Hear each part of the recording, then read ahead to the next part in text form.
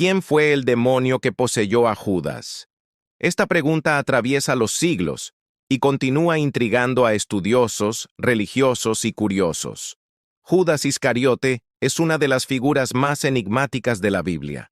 No fue solo uno de los 12 apóstoles elegidos por Jesús, sino también aquel que lo traicionó por 30 monedas de plata.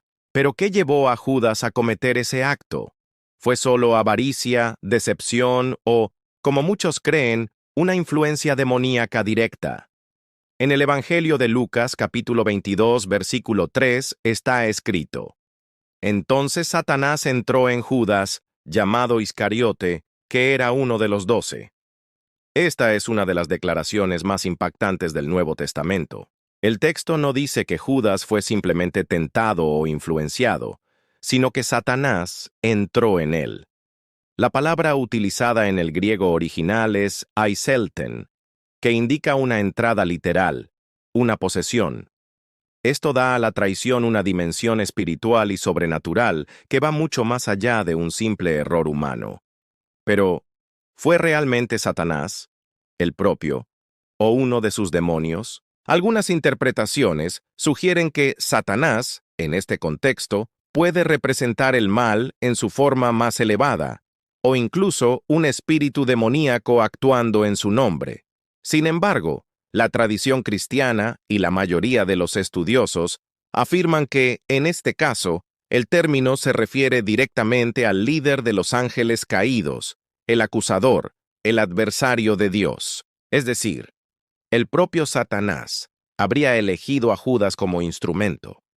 Lo que hace este episodio aún más misterioso es el hecho de que Judas ya convivía con Jesús desde hacía años. Presenció milagros, escuchó las enseñanzas más profundas y conocía personalmente al Hijo de Dios. ¿Cómo entonces alguien así podría ser poseído?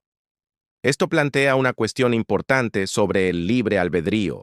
La Biblia muestra que Judas ya tomaba decisiones equivocadas antes del episodio de la posesión. Robaba del dinero del grupo, según Juan 12:6. Alimentaba ambiciones y resentimientos.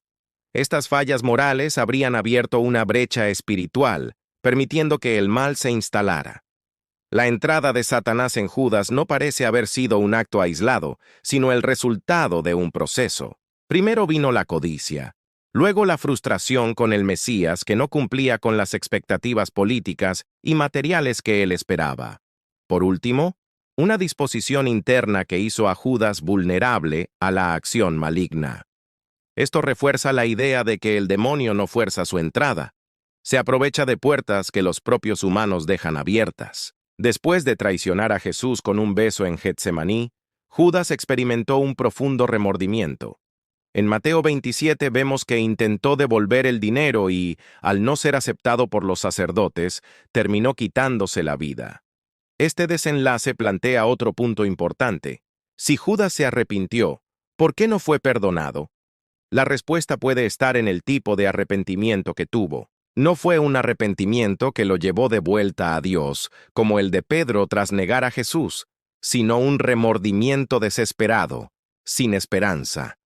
La presencia demoníaca lo alejó de la gracia, hundiéndolo en la desesperación y la destrucción. Por lo tanto, al preguntar quién fue el demonio que poseyó a Judas, encontramos algo más profundo que un nombre específico de un espíritu maligno. Fue el propio Satanás, según el relato bíblico, quien entró en él. No fue un enviado, un subordinado, sino el archienemigo del Cristo. Esto muestra la gravedad de lo que estaba en juego. La batalla final entre la luz y las tinieblas se acercaba, y Judas fue la pieza humana que el mal usó para dar el primer golpe. Al final, la historia de Judas es una advertencia. No importa cuán cerca esté alguien de la verdad o de lo sagrado. Si hay espacio para el orgullo, la codicia o el resentimiento, incluso el camino más santo puede desviarse. Judas no fue solo un traidor, fue un ejemplo trágico de cómo el mal puede actuar silenciosamente hasta apoderarse por completo. Y, según las Escrituras, fue el propio Satanás quien lo guió por ese camino oscuro. Este episodio también nos obliga a reflexionar sobre la naturaleza de la posesión demoníaca. A diferencia de los casos en los que vemos manifestaciones explícitas de espíritus malignos, como en los endemoniados de los evangelios que gritaban, se retorcían y eran reconocidos públicamente, la posesión de Judas fue silenciosa, estratégica y devastadora.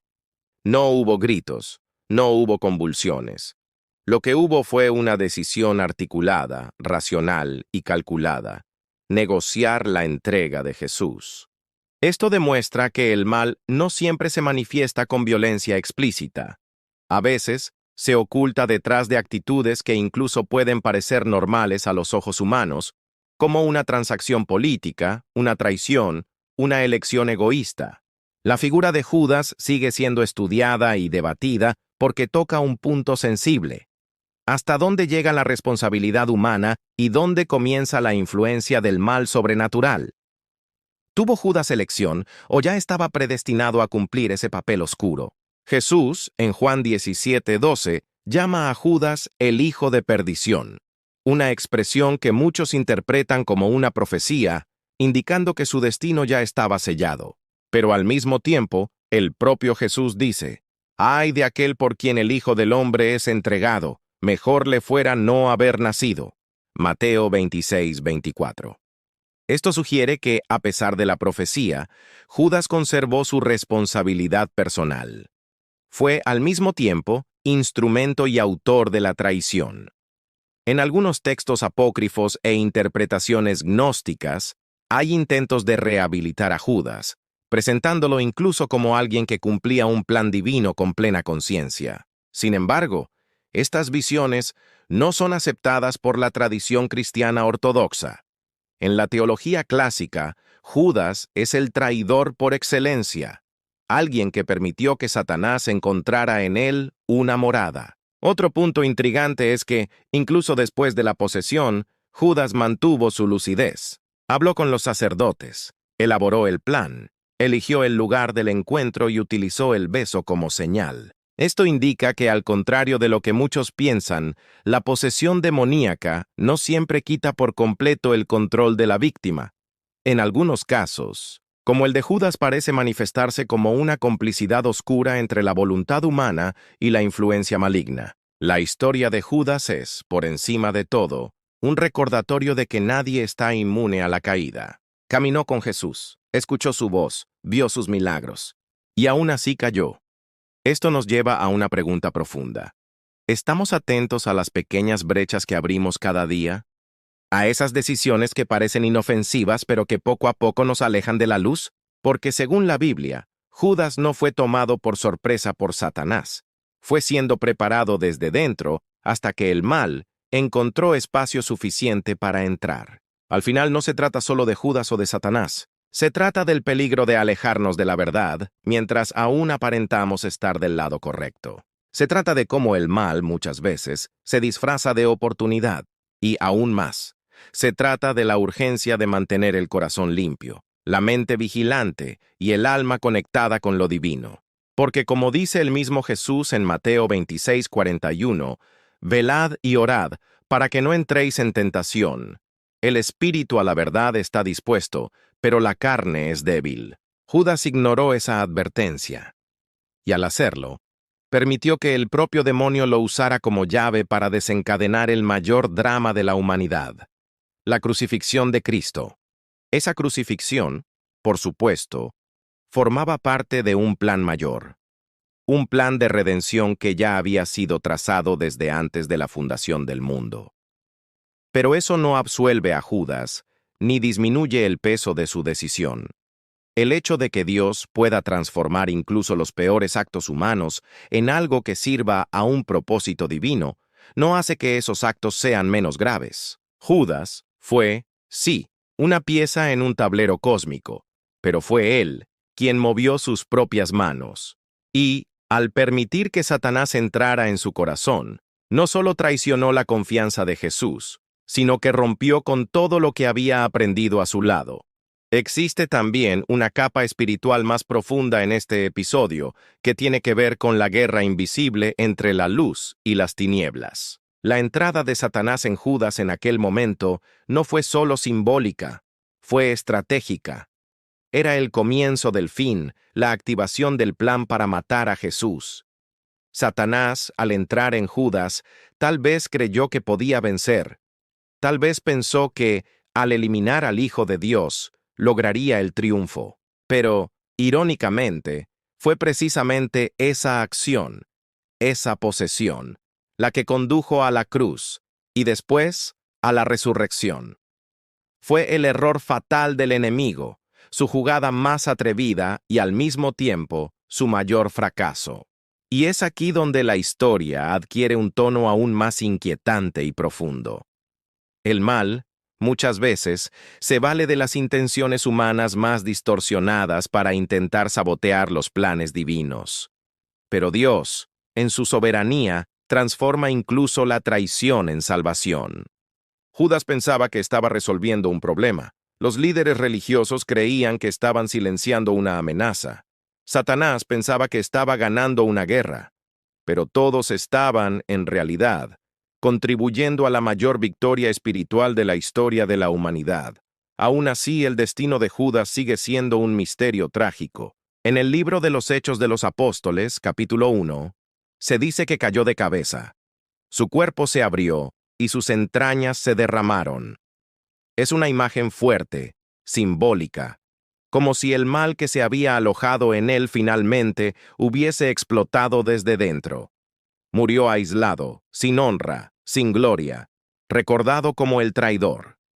No hay registro de redención. No hay una última súplica de perdón. Solo silencio, desesperación y muerte. La pregunta, ¿quién fue el demonio que poseyó a Judas?, nos lleva, por tanto, a un nombre claro, Satanás, pero nos revela algo mucho mayor.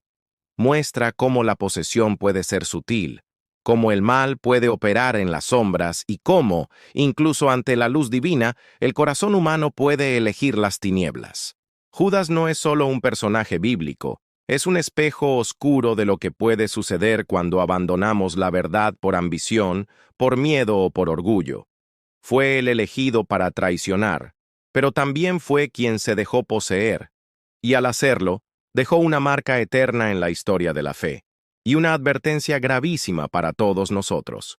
Judas, por lo tanto, se convierte en un símbolo eterno de advertencia, no solo para aquellos que, como él, estuvieron cerca de la verdad y la rechazaron, sino para todos los que día tras día enfrentan batallas invisibles dentro del corazón. Porque la entrada de Satanás en Judas no fue un evento aislado y repentino. Fue precedida por pequeñas concesiones: el amor al dinero, la insatisfacción silenciosa con los caminos de Jesús, la frustración de no ver al Mesías actuar como esperaba. Todo eso abrió grietas. Y son esas grietas, muchas veces imperceptibles, las que permiten que el mal encuentre espacio. Y aquí está una de las lecciones más profundas y aterradoras de este episodio. El demonio no necesita puertas abiertas de par en par para entrar. Basta con una rendija. Judas caminó con la verdad encarnada. Vio milagros, escuchó parábolas que revelaban el reino. Fue testigo de la compasión de Jesús en los más mínimos detalles. Aún así, eligió traicionar. Eso significa que la convivencia con lo sagrado no garantiza santidad. Se necesita vigilancia constante, discernimiento espiritual y humildad para reconocer cuando nos estamos apartando del camino. Otro aspecto que no puede ser ignorado es lo que ocurrió después de la traición. Judas, al darse cuenta de la gravedad de lo que había hecho, intentó devolver las monedas. En Mateo 27 dice: «He pecado, entregando sangre inocente». Pero en lugar de buscar el perdón en Jesús, acudió a los líderes religiosos, quienes lo despreciaron.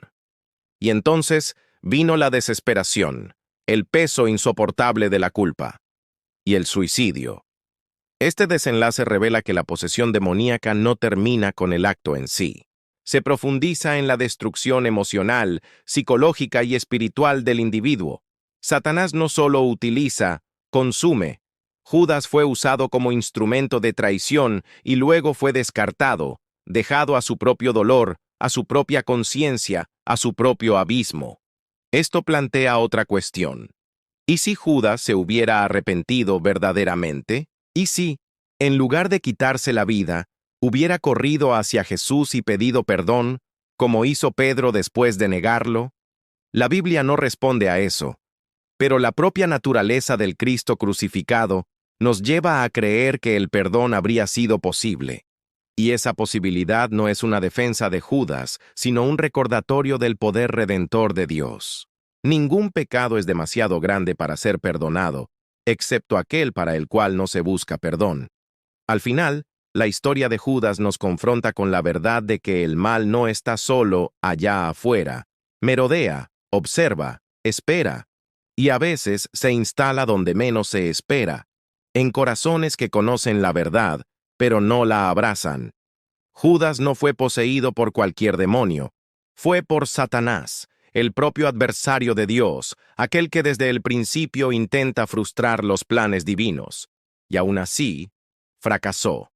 Porque la cruz, que parecía una victoria para las tinieblas, fue el trono de la luz. Por eso, entender quién fue el demonio que poseyó a Judas no es solo una curiosidad teológica, es un llamado a la vigilancia espiritual, es una invitación a la introspección, es un recordatorio de que el mayor peligro no está en ser atacado por el mal, sino en aceptarlo silenciosamente dentro de uno mismo. Que la historia de Judas nos despierte, nos incomode y nos conduzca a un compromiso real con la verdad, antes de que sea demasiado tarde.